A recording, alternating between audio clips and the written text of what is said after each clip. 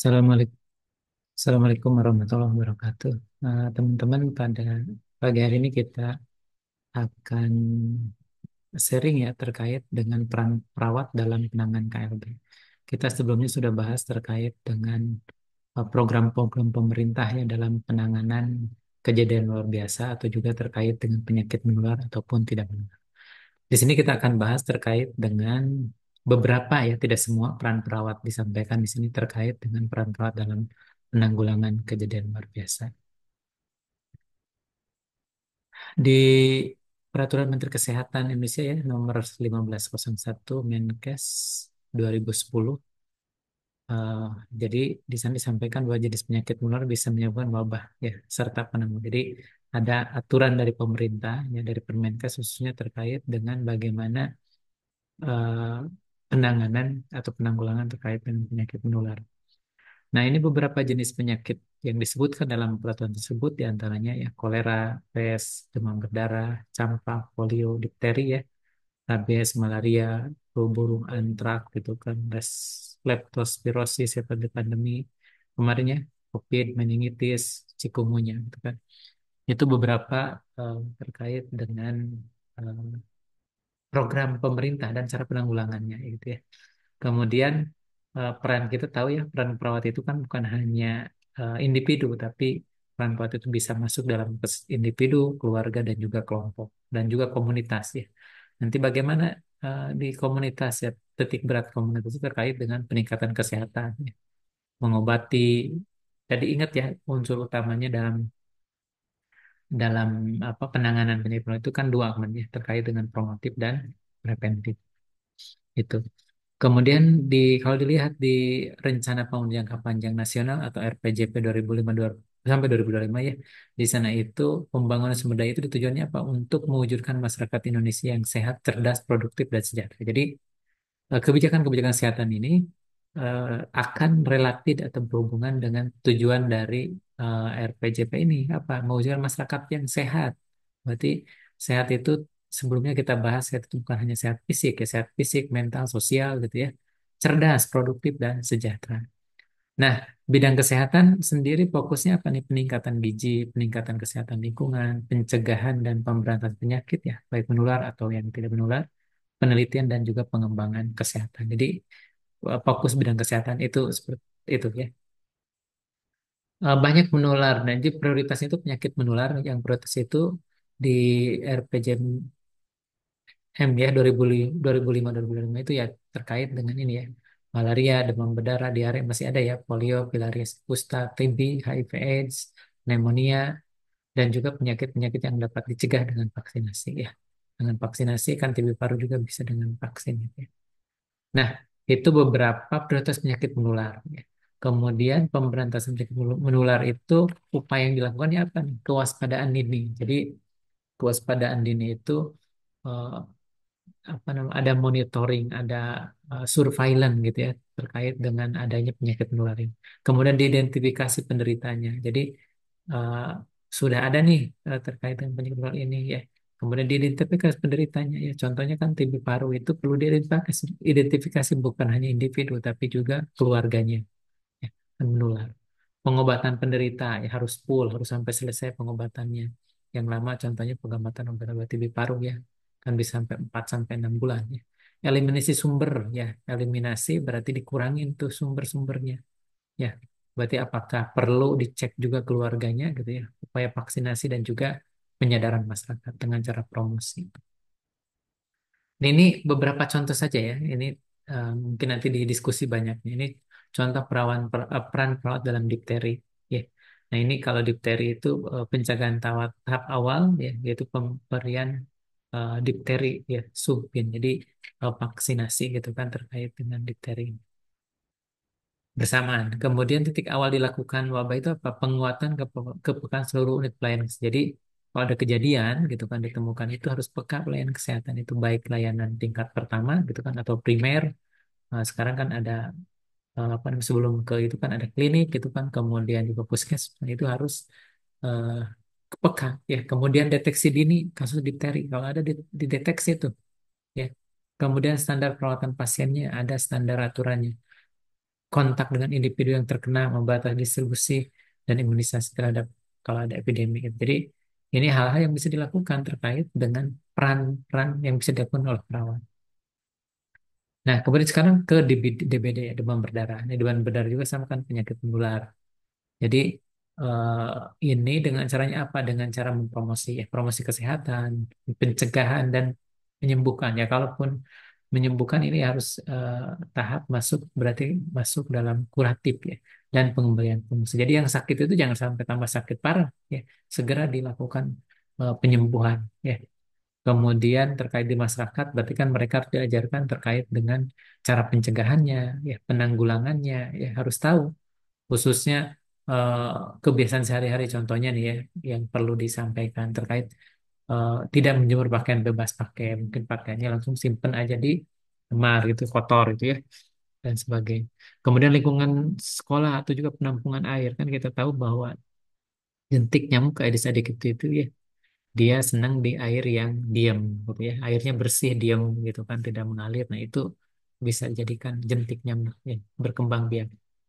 Kemudian penyembuhannya ya kalau sudah itu ya sebenarnya kan kalau di BD itu terkait dengan cairan ya perlu pasang infus ini perlu apa namanya gejala-gejala lainnya perlu tambah obat dan sebagainya. Kemudian monitoring terkait dengan trombosit gitu ya harus dimonitor itu ya hariannya kan dicek gitu ya.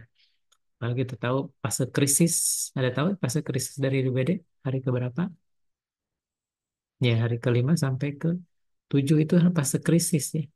Jadi jangan sampai hari kelima dia turun apa namanya tanda-tanda vitalnya contohnya suhunya menurun gitu kan dingin. Itu harus jangan dikatakan itu sembuh atau bagus enggak cek ya. Mungkin tambahan ceknya dengan tadi trombositnya dicek ya.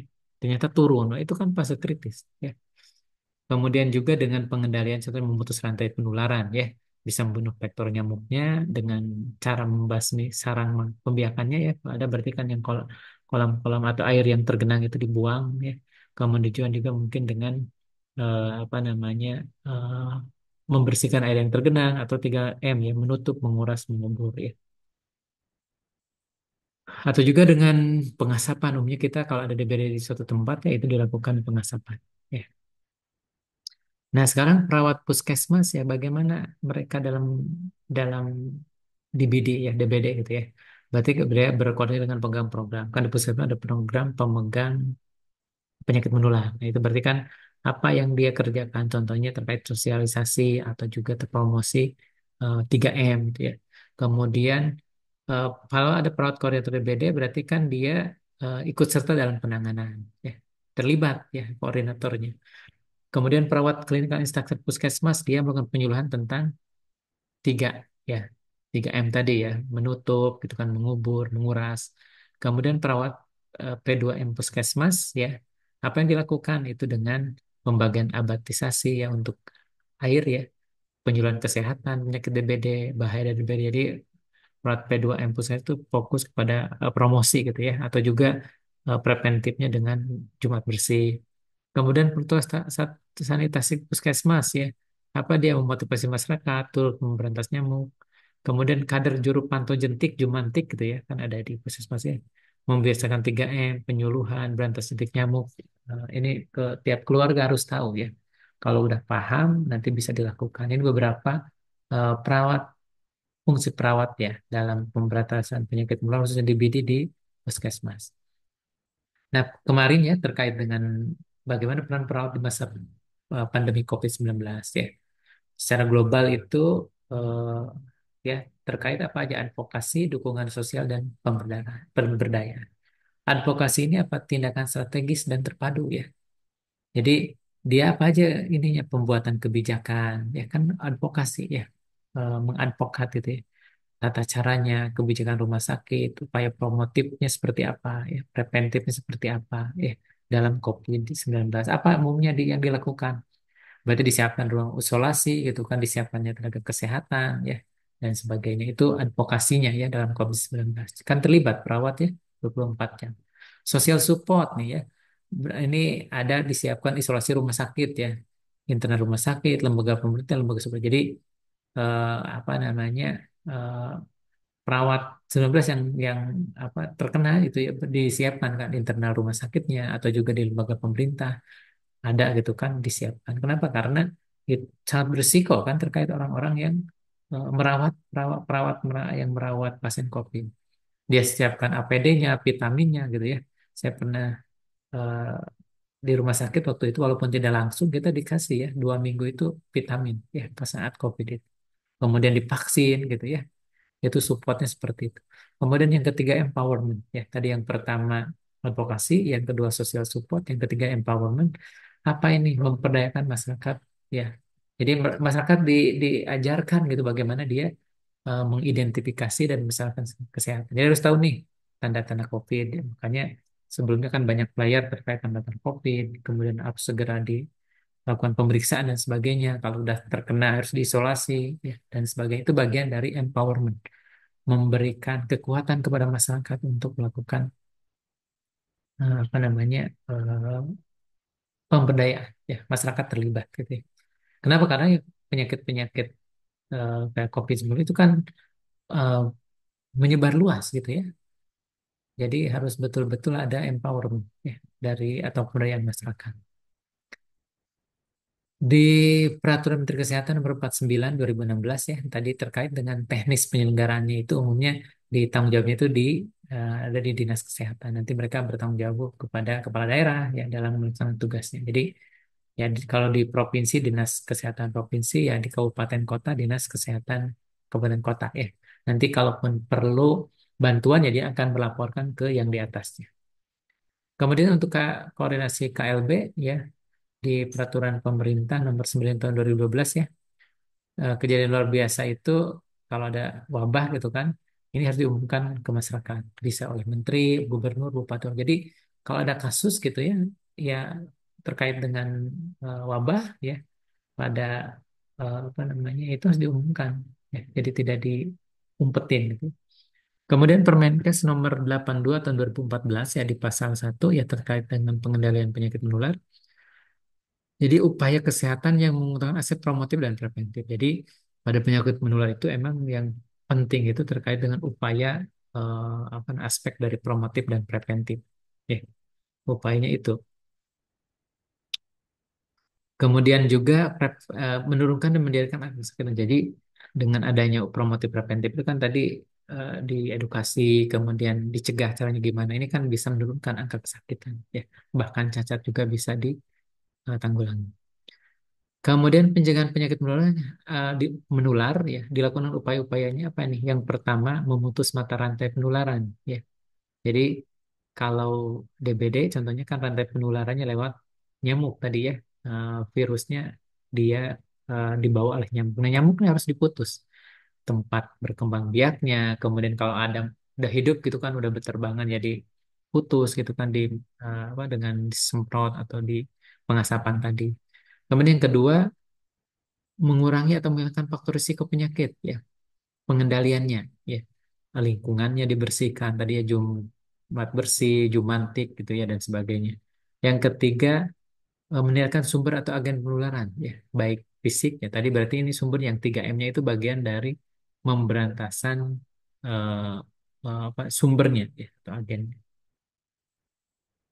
mungkin itu yang bisa disampaikan di beberapa referensi ya nanti bisa jadi bahan apa namanya em, bacaannya dan tadi di sini disampaikan bahwa